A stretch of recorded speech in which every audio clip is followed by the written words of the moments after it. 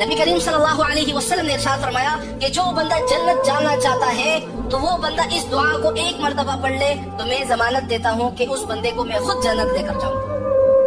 وہ دعا کون سی ہے جس کی ضمانت نبی کریم صلی اللہ علیہ وسلم نے دی ہے, جنت کی بشارت دی ہے کہ جو بندہ اس دعا کو روزانہ پڑھے گا صرف ایک مرتبہ تو اللہ تعالیٰ اس کو جنت نصیب کر دے گا. اب کون سا بدبخت ہوگا جو اس دعا کو نہیں پڑھے گا؟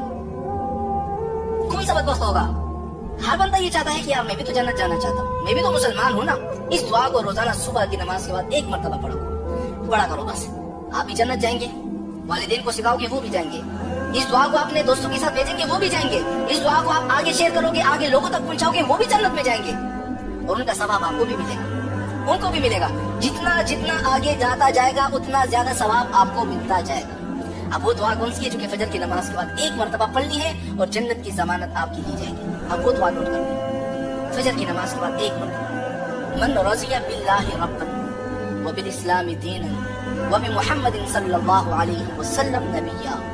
کتنی چھوٹی سی دعا ہے, اس دعا کو پڑھ لو, جنت کی خوشخبری پالو, کیونکہ رسول اللہ صلی اللہ علیہ وسلم نے بتلائی ہوئی دعا.